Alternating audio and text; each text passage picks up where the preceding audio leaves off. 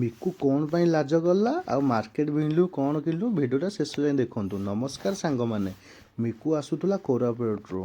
ଆମେ ଯାଇଥିଲୁ ପ୍ରଥମେ ଭୁବନେଶ୍ୱର ରେଲୱେ ଷ୍ଟେସନ୍ ତାକୁ ଦେଖା କରିବା ପାଇଁ। କ୍ୟାମେରା ଅନ୍ ଦେଖି ମିକୁ ଲାଜ କଲା। ତାପରେ ଆମେ ଯାଇଥିଲୁ ମାର୍କେଟ ବିଲ୍ଡିଂରେ ଥିବା ଶୁଭମ ହୋଟେଲ।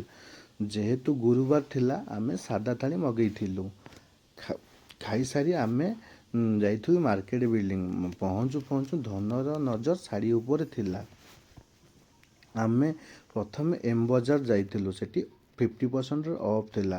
ଏମ୍ ବଜାର ଆମର କିଛି ପସନ୍ଦ ଆସିନଥିଲା। ତାପରେ ଆମେ ଯାଇଥିଲୁ ସିଟି ଷ୍ଟାଇଲିଶ ବଜାର, ସେଠି ମୋର ଫେଭରେଟ୍ ସେଇଟା ଥିଲା। ଯେହେତୁ ସେଠୁ ଆମେ କିଛି ପସନ୍ଦ ସାର୍ଟ କରିଥିଲୁ, 2ରୁ 3ଟା ପସନ୍ଦ ଆସିଥିଲା।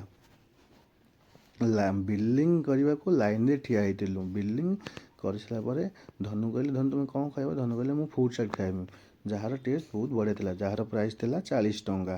ଆପଣଙ୍କୁ ଯଦି ଭିଡ଼ିଓଟା ଭଲ ଲାଗିଥିବ ଲାଇକ୍ ସେୟାର ସବସ୍କ୍ରାଇବ୍ କରିବାକୁ ଭୁଲିବେନି। ଆଉ ଆପଣ ଭିଡ଼ିଓ ଦେଖୁଛନ୍ତି, ଆପଣ ଲାଇକ୍ କରୁନାହାନ୍ତି, ସବସ୍କ୍ରାଇବ୍ କରୁନାହାନ୍ତି। ଆଉ ଯଦି ଫେସବୁକ୍ରେ ଦେଖୁଛନ୍ତି ଫଲୋ ନିଶ୍ଚୟ କରନ୍ତୁ। ରହିଲୁ, ଜୟ ଜଗନ୍ନାଥ।